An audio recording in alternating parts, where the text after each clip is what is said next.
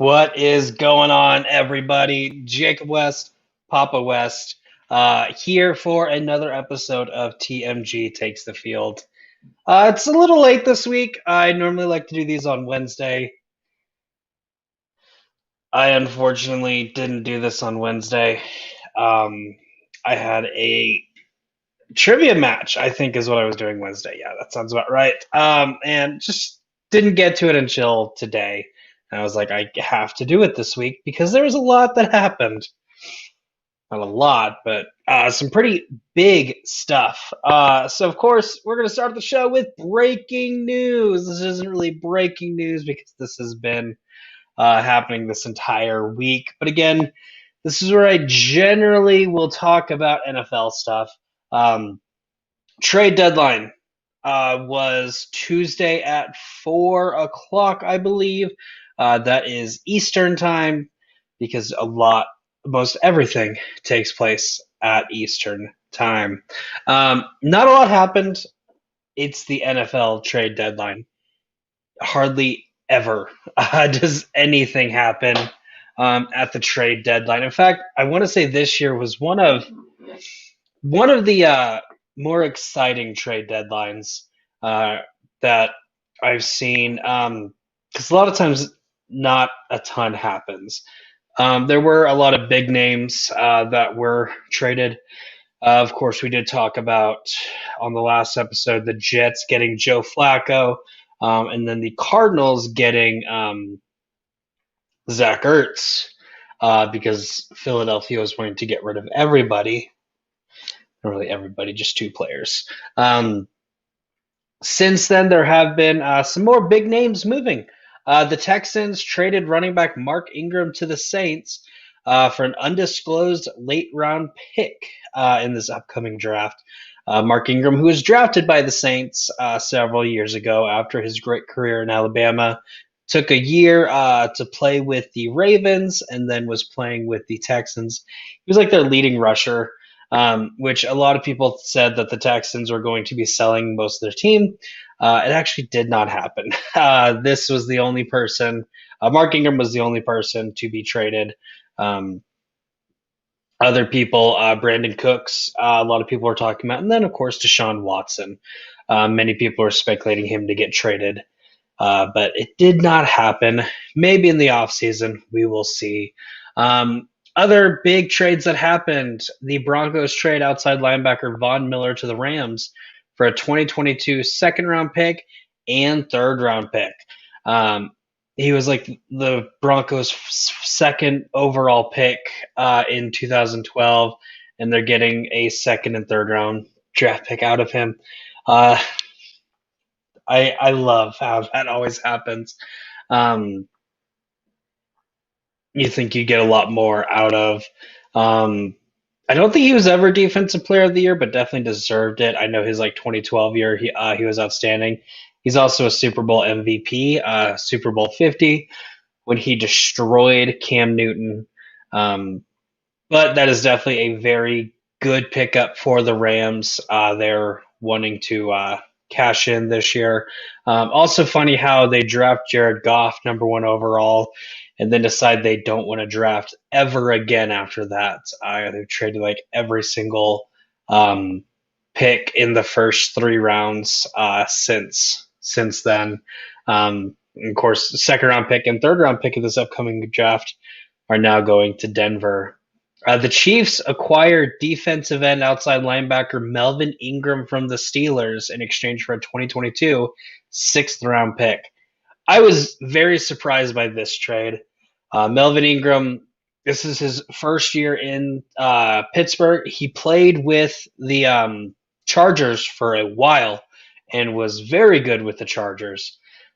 Signed with or I believe he got traded to the Steelers this offseason, very late in the season too, or right before the season started, which, as you have watched the TMG Entertainment's championship debate tournament, I believe is what we called it, and I actually don't think it ever got aired. But we had the question of what team that made the playoffs last year will not make it this year. It was me versus Nico Suave Rigoli. He picked the Steelers as the team to not make the playoffs. I picked the Bears. Both teams not looking like it, but I'm like, they lost Bud Dupree. They just got Melvin Ingram, so their defense is exactly what they were last year. We kind of know now is not really the case, but this was before the season started. Um, so I definitely like this pickup for the Chiefs. Their defense has been atrocious lately. Cost me some money when I bet for them to beat the Giants by at least 10 points, and that did not happen. Um, so picking up Melvin Ingram is definitely a good trade. Getting him for a sixth round pick, I think, is a little outrageous. That's a steal right there. But you never know. He is getting older. He's not that old.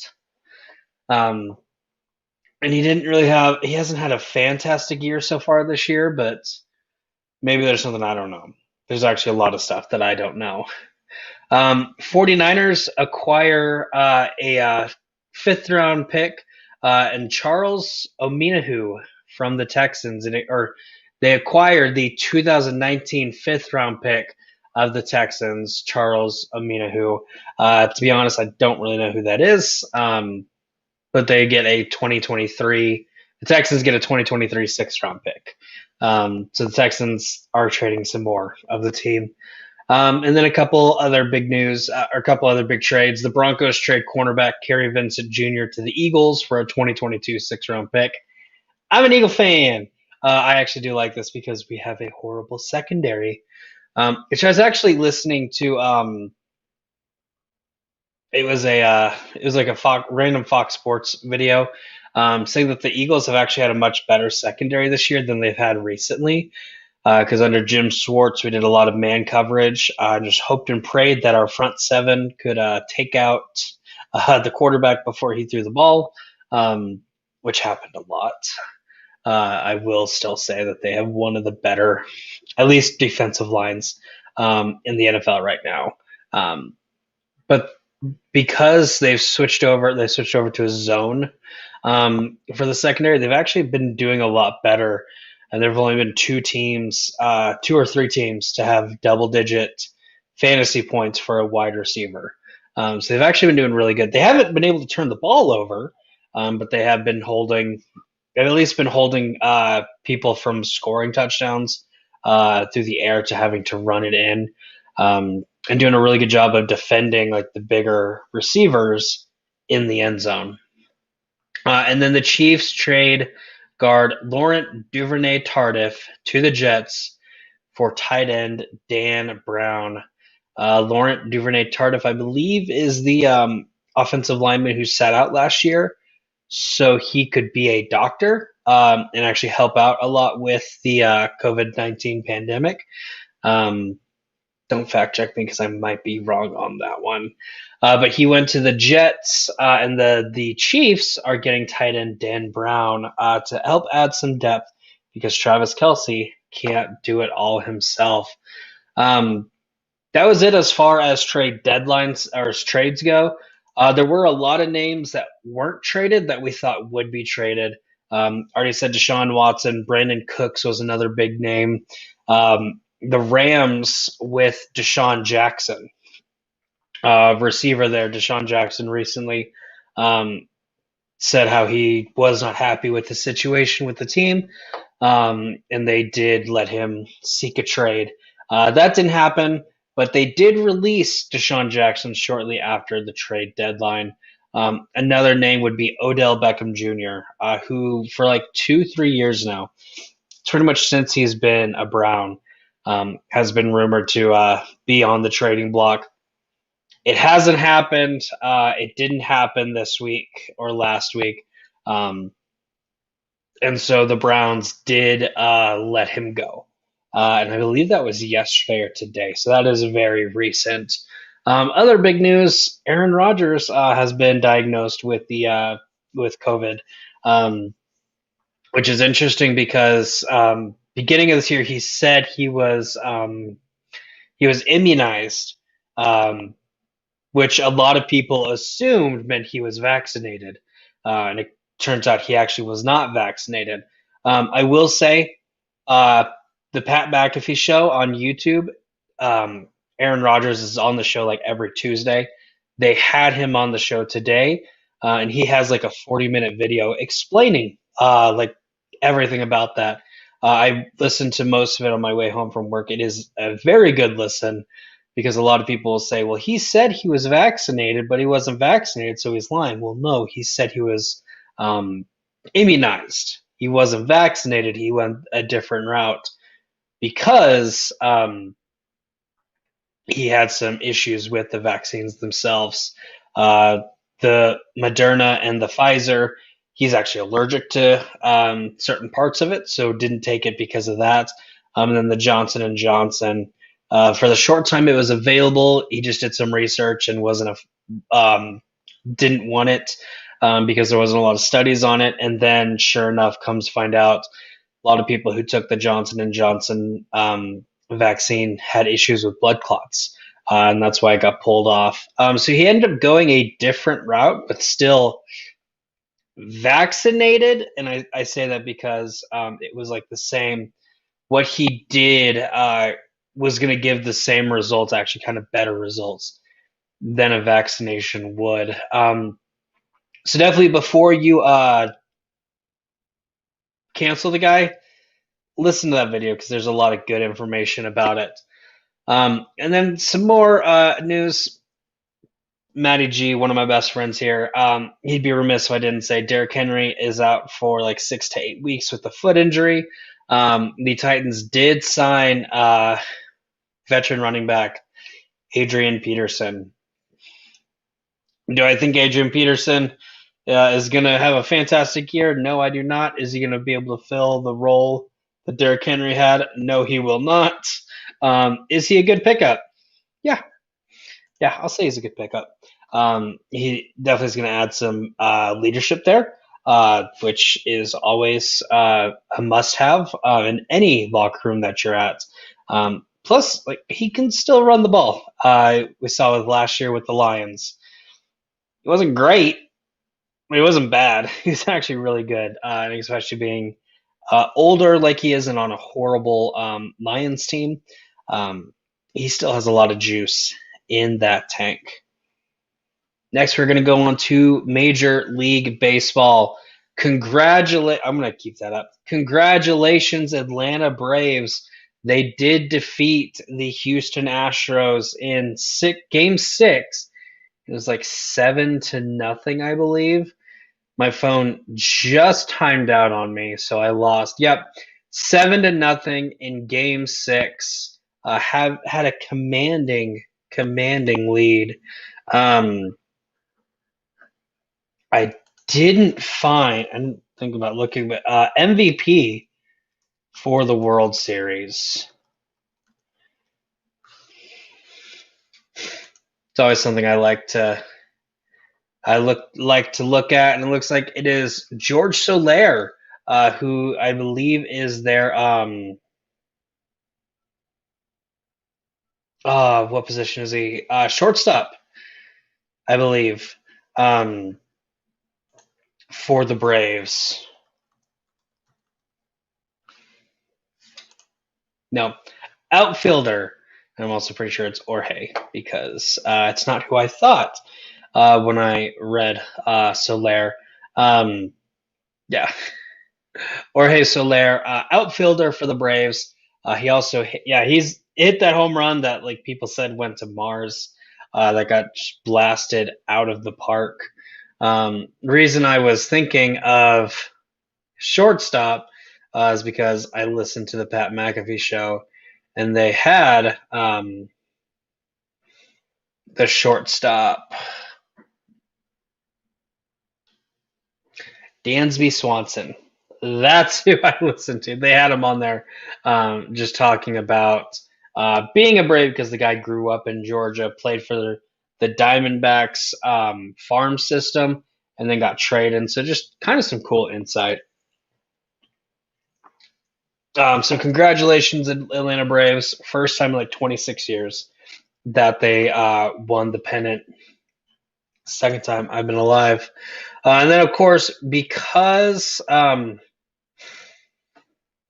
the season's over. It ended earlier this week. We are kind of starting free agency period. And by starting, I mean we're finding out who is not going to return to um, their teams. So far, there's been 10 big names of people who either have declined their their last year because they have that option, or teams have declined the player options. Biggest name Jacques Peterson of the Atlanta Braves, and then Boston Red Sox infielder Kyle Schwarber, along with them. Arizona Diamondbacks outfielder Cole Calhoun, Mets outfielder Kevin Pillar, Milwaukee outfielder Avisel Garcia, Cincinnati outfielder Nick Castellanos.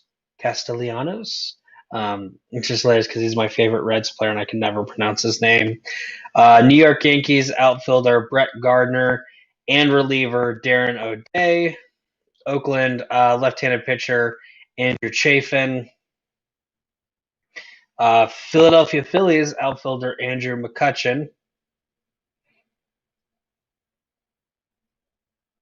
And so far, those have been the biggest names. It looks like there have been 170 players who became free agents following the World Series, and about 40 players await decisions on options by Sunday. So there will still be a lot of big names coming out um, of people who will be entering that free agency, which again, a lot of people who were traded in the MLB trade deadline only had that year left, or that option year left. Um, that So they played with a team for a couple weeks, a couple months. More than likely, will not be re-signing with their teams. So there'll definitely be a lot of Daves coming out in the next couple weeks. And this brings us to our first comment on the show. Jonathan Peck, worried about a possible lockout for MLB. That was gonna be my next thing. This was the last year of like I can't think of the actual name of it, but they're going to be re-signing it in 2022. Yes, Jonathan, thank you. Um, they're going to be doing that new PA agreement, which anytime a sport does that, there's always that threat of a lockout. Um, and so yeah, it's like this year. Um, I I can't even remember. Jonathan, help me out. It's like the very beginning of next year is whenever that agreement has to be renewed. So it generally always happens that there's a little bit of a lockout. Most of the time, it's nothing abnormal. You maybe lose a little bit of spring training, but there have been years. I want to say it's like the 1994 year. There wasn't a season, or it was like extremely short. We've seen it in basketball. We almost saw it in the NFL. The CBA agreement. Thank you, Jonathan. Um, but yeah, that is coming soon. Um, Hopefully, there is no lockout. Us average Americans who do not get to make millions and millions of dollars by playing sports um, always hope that it doesn't happen. And it's always like, how can they not be happy? They get to play sports for a living and they get paid millions. Well, there's a lot going on. I know the NFL's biggest thing was like player safety, especially with several players being linked to CTE and killing themselves well after retirement. Um, there's always stuff like that that gets talked about. I know with baseball, because it's a 162 game season, um, you literally have like 20 off days that are scheduled, and that's if not including games that you sit, if you sit in a game. Um, so they always bring up some interesting things. I know a couple things that were being talked about were the extra inning rule with that base runner on second base to start off. Um, every inning. They've been talking about getting rid of that. They've also been talking about adding the designated hitter um, full 100% of the time in the National League, whereas that was only an American League thing. So with more news of the CBA agreement, we'll talk about that as it goes on. Next, NBA. NBA season has been going wild. I'm going to say going wild. There have been definitely some great performances. Biggest thing, Ben Simmons. We didn't know what he was going to do this year.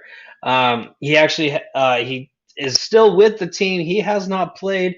76ers are finding him. Um, as far as standings go, Philadelphia, even though they don't have their best player, Ben Simmons, they are currently in the lead of the Eastern Conference at 7-2. Looks like Miami, Chicago, Brooklyn, or Miami and Chicago are at 6-2.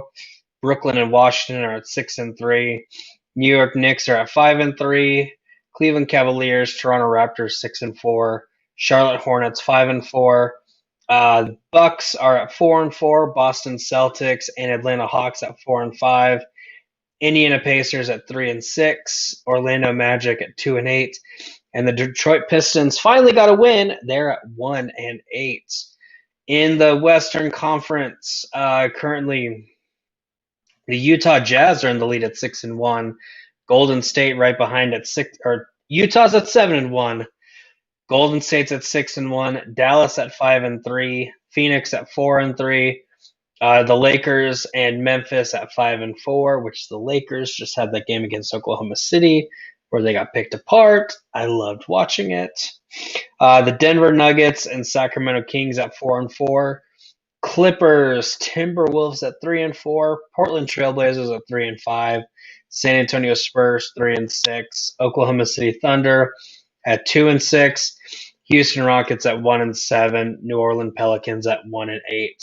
And of course, because I just kind of like doing it. If the season ended today, the Eastern Conference would be Philadelphia, Miami, Chicago, Brooklyn, Washington, New York, Cleveland, and Toronto.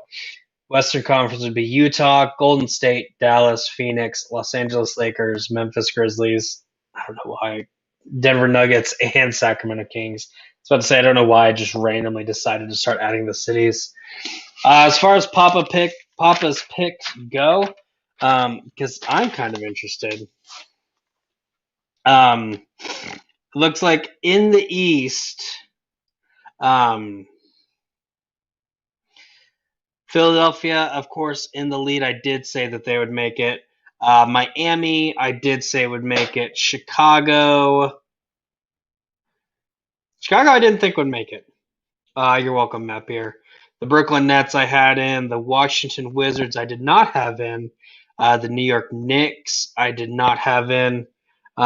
Cleveland Cavaliers I did not have in. And then the Toronto Raptors I did. So I'm 50% right now. The Bucks, Celtics, yeah, Hawks, and Magic. Granted, the season is only like 2 or 3 weeks old, so all 8 of my teams can still make it. But it's always fun to speculate or kind of see where your predictions are at and all that. And then as far as the Western Conference, Utah I did think would make it. Warriors I did think would make it. Mavericks I did think would make it. The Suns I did think would make it. The Lakers I did think would make it. The Grizzlies I did not. The Nuggets I did think, and then the Kings I did not. So 2 teams who are currently in the playoffs that are going to happen in like March or April or May. The 2 teams that I thought would make it that are not in, if the season ends today, would be the Clippers and the Trailblazers. Yeah, Clippers and the Trailblazers. Again, the season is nowhere near over. I just have to say that it's just fun to see where my predictions are stacking up so far, because when you have such a long season, And really, it doesn't matter if it's a long season or a short season. It is really important to come out to a very strong start. Jonathan Beck saying, "Yeah, Wizards," because he is the only person in the world who's a Washington Wizards fan. Congratulations, your team is okay, I guess. Probably not going to stay with their winning ways, especially towards the end of the end and middle part of the season. Next, we're going to finish off with NCAA football. First, I want to talk about last week's games because a lot of the stuff that happened this week, I have to talk about the games first. Thursday night, Coastal Carolina was able to rebound after their loss. They beat Troy 35-28. So very close game, but able to come up with a rebound. Number 2, Cincinnati beat Tulane 31-12. Wisconsin beat Iowa 27-7. Upset right there. Iowa was at number 9. Number 16, Baylor beat Texas 31-24. Miami upset Pittsburgh at number 17, 38-34. So if you had money on the Pittsburgh Panthers to win by 10 points because that was the spread, you lost money. West Virginia pulled an upset, beating number 22 Iowa State 38-31. Georgia, number 1 in the nation, beat Florida 34-7. Number 4 Oklahoma beat Texas Tech 52-21. Number 7 Oregon beat Colorado 52-29. Number 13 Wake Forest beat Duke 45-7. Mississippi State pulls out the upset, beating number 12 Kentucky 31-17. So my friend Paul Peoples, he went to Mississippi State. Congrats. I guess your team is okay. They beat Kentucky. Kentucky's actually had a really good year. Oklahoma State at number 15 destroyed Kansas 55-3. Houston pulling out the upset, beating number 19 SMU 44-37. Notre Dame, number 11, beat North Carolina 44-34. Number 25 BYU beat Virginia 66-49. And Fresno State pulled the upset, beating number 21 San Diego State 30-20. Those were all the ranked team versus unranked team matchups. We did have, I believe, 3 ranked versus ranked matchups. The first one, number 6 Michigan went to East Lansing to take on number 8 Michigan State. I'm very upset about this one. Michigan was in the lead the entire game. Michigan State came out and won at the end, 37-33, which is funny. I say I'm upset about it. Literally, my color is Spartan, or not really Spartan green, but it matches the Spartan green very closely. And I did say in my video last week that Michigan State would win, or I would give them the edge, which meant I thought that they would win. My brother's a Michigan fan. I've kind of been a Michigan fan. I like Jim Harbaugh. He's a crappy coach in college football, but you can still like a guy and not, no matter how bad he is. Number 18 Auburn beat number 10 Ole Miss 31-20. That was the Bo Nix Matt Corral matchup that everyone had been dying for. Bo Nix did okay. 276 yards for 1 touchdown. Matt Corral 289 yards and 1 interception. I will say Bo Nix has done a lot better last couple weeks than how he started this year. So congrats, Bo Nix. James Hanslick, really good friend of mine from one of my previous jobs. He's a big Auburn fan. Your team doesn't fully suck. Bo Nix isn't horrible. Not great. He's not horrible, though. All right, and then the last matchup, number 5 Ohio State hung on to beat number 20 Penn State 33-24. This game, Ohio State was very heavily favorited. It was like a 14-point spread. And the reason why is because Sean Clifford, quarterback for Penn State, they was not expected to play. He had that big injury against Iowa, which ended up being their first loss of the season. Missed last week when they played Indiana or Illinois. I would think it was Illinois in 28 play overtimes. It didn't sound like he was going to play, but there was still hope. He actually did end up playing. Um, he went 361 yards for a touchdown and an interception. C.J. Stroud, quarterback of Ohio State, 305 yards and a touchdown. But really, the big performance was by Travion Henderson, running back for Ohio State, 152 yards, only the one touchdown, but still, that was the big factor that kept Ohio State kept them in the lead. Was their ability to run, whereas Penn State couldn't run the ball pretty much. They were stuck throwing it. Ohio State was able to run a lot of clock out, have a lot better game time management. So it's one of those, you got to run the ball, but you also have to be able to stop the ball. Other big news, and I have to find it real quick. As you should know, I am a big TCU fan.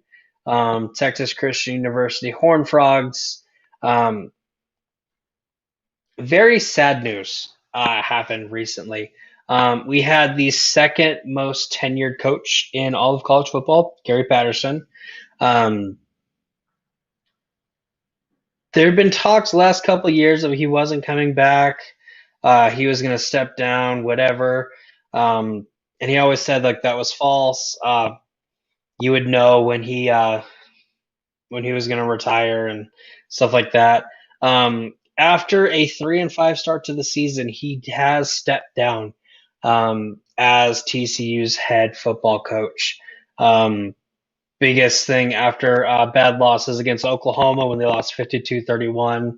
They lost to West Virginia 29-17, and then Kansas State 31-12. So they have had a three-game losing streak, but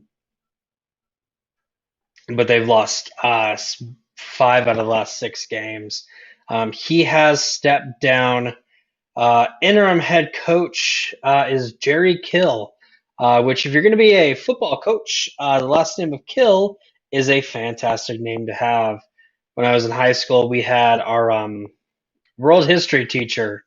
His last name is Payne. And come to find out, he was actually a football coach for a while. I wasn't at Cooper High School, where I went to school, but he was, at one point in his life, a football coach. We're like, that's the best name to have as a football coach. Definitely added some intimidation. And I would have loved for Mr. Payne to be one of my coaches.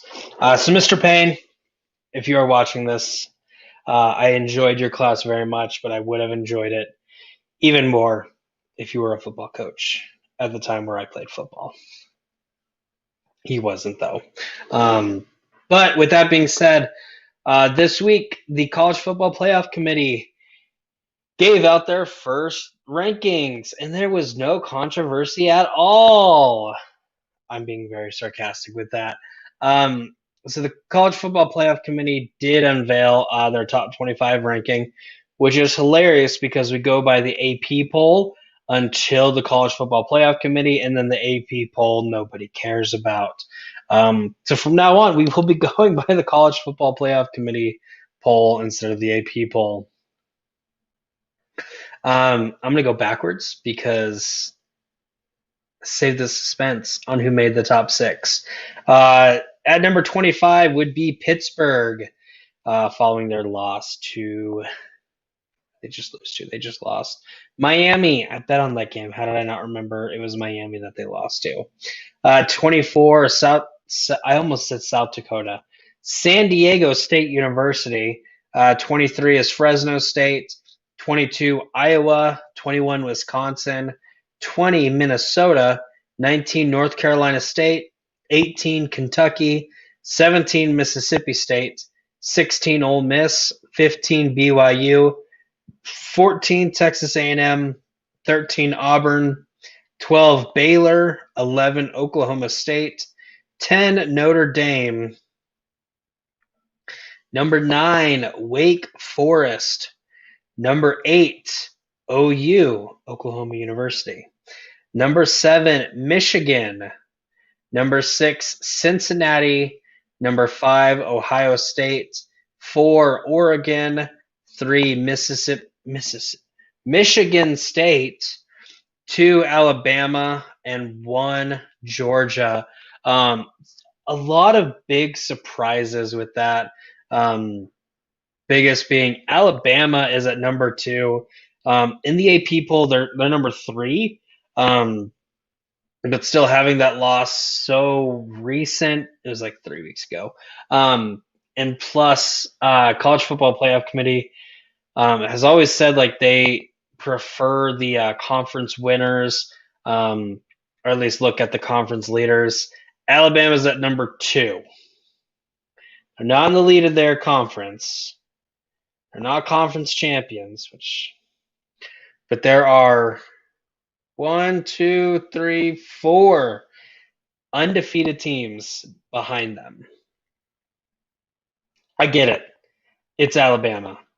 But it's always one of those where you have your one loss SEC team that's like 8th or 7th. That's barely outside, but just whenever the final list comes out, oh, hey, they're a one loss SEC team that didn't win the SEC championship. We're going to throw them in because that's how we do it. Usually how it goes. This is a little early to be doing that. Michigan State, I thought, would be at number 2. Of course, with their big win against Michigan. It wasn't a huge win, but a win is a win. Then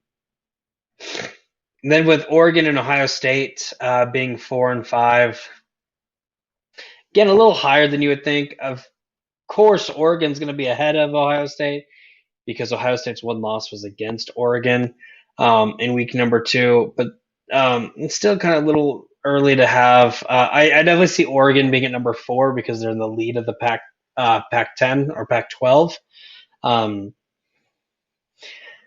Ohio State's not in the lead of the Big Ten, so I don't know why they're up there. Cincinnati is number 2 in the AP poll, and they're at number 6. Michigan, again, had a very tough loss to Michigan State, who is number 3. Only dropped to number 7. And they're still in front of 2 undefeated teams who are in the lead of their conference, OU and Wake Forest. So definitely a little weird on the College Football Playoff Committee. But again, it's how it always is. There will only be 4 teams to make the playoff this year.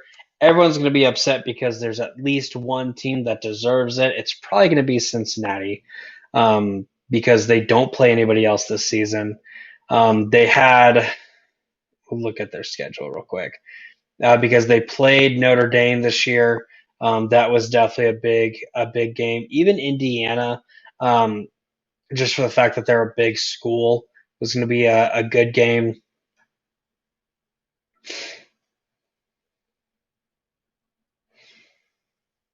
I have on the bottom of my ESPN screen, there's a little ad, and I always have to click on it to get it to go away. And so because of that, I had to close out of what I was looking at, which was the University of Cincinnati's schedule. They have Tulsa coming up. With their next games, Tulsa is 3 and 5. South Florida is 2 and 6. East Carolina is 4 and 4. They are playing SMU, Southern Methodist University, who's 7 and 1. So that'll be an exciting game. SMU is not ranked, so the College Football Playoff Committee is gonna be like, no one cares about this guy or about this game. But that'll definitely be an interesting one to watch. Kind of a fun team. SMU's actually had a really good year this year. So definitely a little upset that Cincinnati dropped from being number 2 in the AP poll to number 6. We do know they're going to move up at least one spot because Michigan State and Ohio State are going to play each other, and then one of those teams is going to play in the Big Ten championship. So it very well could happen that both Michigan State and Ohio State, just going to pretend Ohio State plays Michigan State, Michigan State wins, which is going to be this hand. So Ohio State falls out. I believe Wisconsin is in the lead of the other side of the Big Ten. Michigan State and Wisconsin. It could also be Iowa. I believe Wisconsin has like 3 losses in the Big Ten, though, whereas Iowa should only have 2. Regardless of who they play, that team wins. Michigan State's out. I don't foresee Ohio State staying high with that second loss. So they could jump up 2 spots because of that. There's also the Georgia-Alabama. If both teams win out, that odds are that will be the SEC or the SEC championship game because Texas A&M, the only team to beat Alabama, they lost to Mississippi State and Arkansas. So they do have 2 losses in the SEC.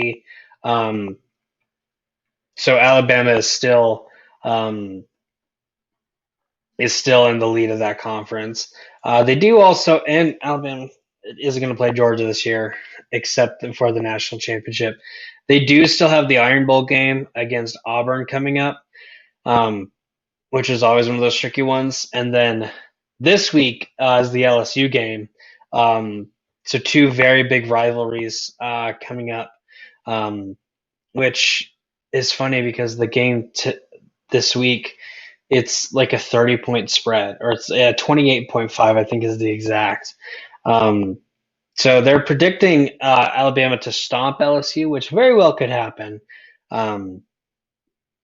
But you'd never know with SEC football.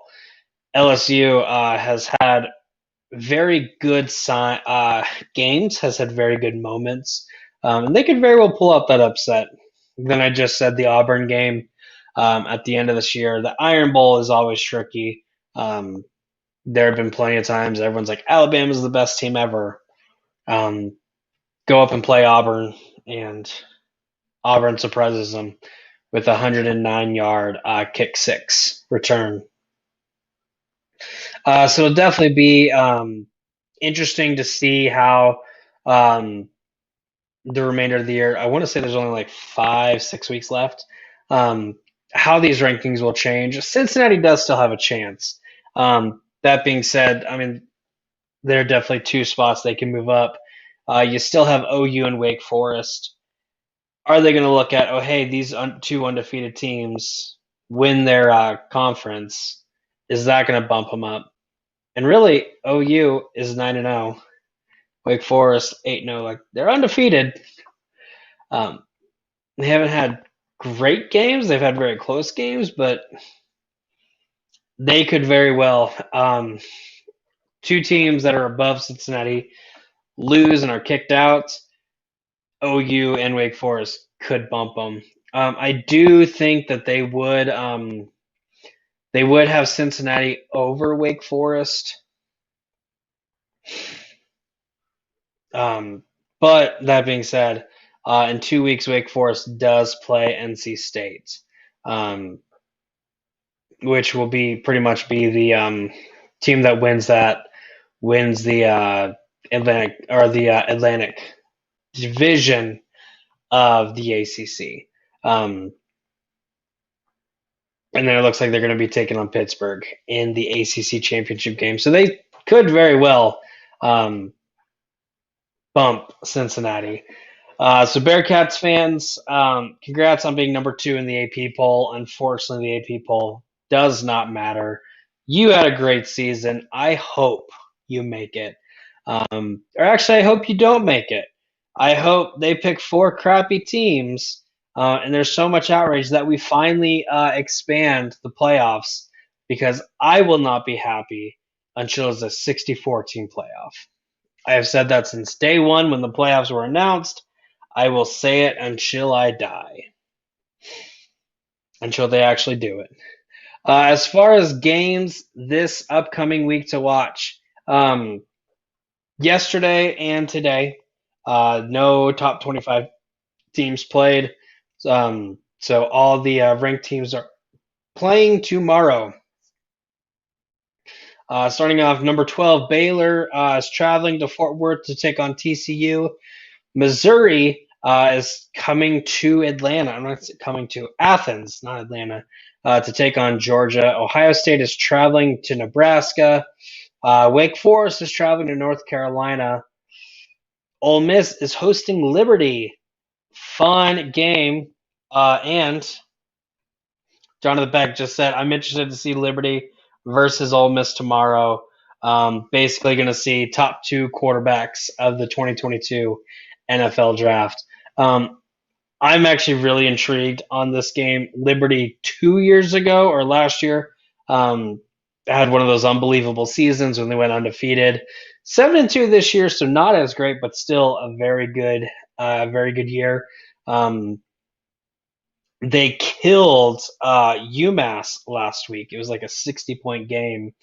They like utterly destroyed them, which Florida State won by 40 to UMass. So I'm very intrigued. This could be an upset watch. It's in Mississippi, so you never know. But definitely watch Liberty versus Ole Miss. Illinois is going to be taking on Minnesota. Pittsburgh is traveling to North Carolina to take on Duke. Michigan State is traveling to, I believe they play in Illinois or Indiana to take on Purdue. Watch that game.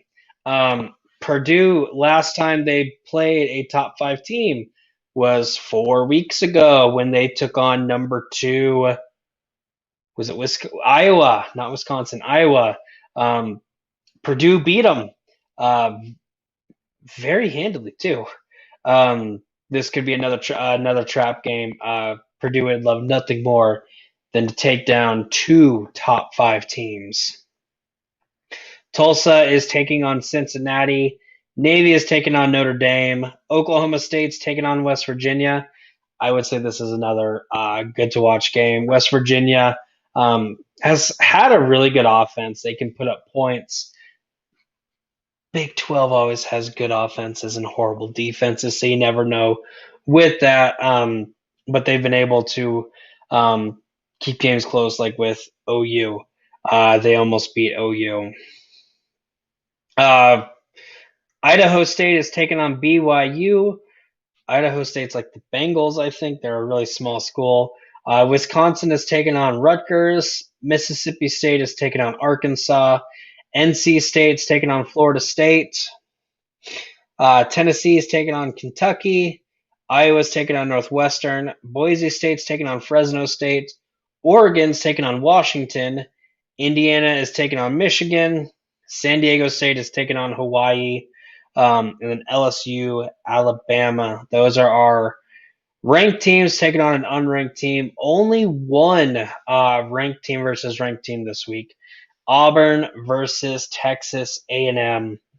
Texas A&M hoping to get that spot in the SEC championship game. Really, it's very possible to get there because they only have the 2 losses in the SEC, and the only 2 teams ahead of them, or 4 teams ahead of them. You have Alabama, Auburn, Mississippi State, and Ole Miss. Mississippi State and Ole Miss both have 2 losses. Auburn and Alabama both have the 1. Again, Texas A&M, they lost to Mississippi State. So there's definitely that intrigue of like a 6-team tie, which there's a 3-team tie in the Big 12 back in, I believe it was like 2009, 2010, because you had Texas Tech, Texas, and Oklahoma all three had one loss. So who is going to win the Big 12, and they end up giving it to Oklahoma because they're the highest ranked. Definitely, there's a chance at least for a 4-team tie, and I think that'd be hilarious to have that happen. But yeah, Texas A&M, in hopes of winning the SEC East. They have a lot of stuff that has to happen, but first off, they have to beat Auburn. Again, probably will not happen, but that is your only week 10, week 9. What week are we in? I just looked at this stuff. You'd think I would remember this. I'd have at least a little bit of retention to be able to tell you, hey guys, it's week 10. And then for the next 10 minutes while I'm talking about college football, week 10, week 10. And I don't have that recollection at all. That being said, week number 10. But yeah, Texas A&M has a lot of work in order to win the SEC East.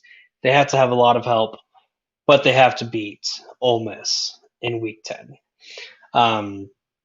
Or Auburn. Or Ole Miss. Auburn.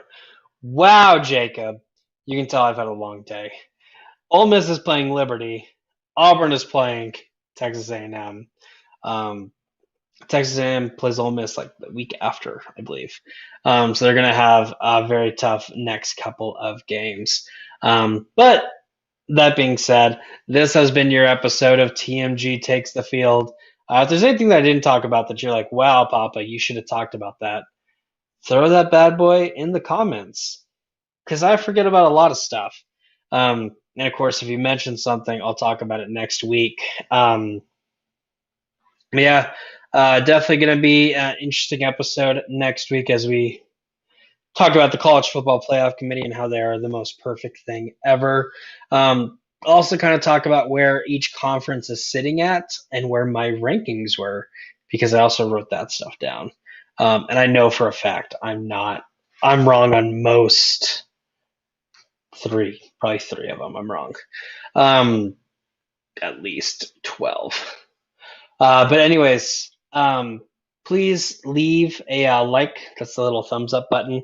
If you have not subscribed, click subscribe, because we do a lot of cool stuff on the channel. Me with Taking the Field. Colton Roberts has the Supernova Show, which he talks about everything going on in the world of geek movies. And then Aaron Knoll has everyone's favorite movie, Battlegrounds, where we yell at each other about movie stuff. He's in the process of doing both the Reborn tournaments. You have the 0-1 bracket versus the 1-0 bracket. I unfortunately am on the 0-1s. You will see me take on Noah McCausland here very soon, hopefully. And hopefully you will see me destroy Noah McCausland. And then, of course, on the 1-0 side, Joe Fairley's going to win it all. He's going to go on. He's going to have his little championship token, that he's going to be like, I don't have to use this ever. I don't know what's going to happen. But anyway, also follow TMG Trivia. I do movie trivia. I'm in the process of doing a 32-man singles tournament. I kind of lied to everybody. Next week, I'm going to have the first video out, official to everyone. It's James Puckett taking on Russell Howell, two people who have yet to win. Coming up the week after that should be Chad Webb and Steve Mesa, and then Zachary Shelton versus David Garcia.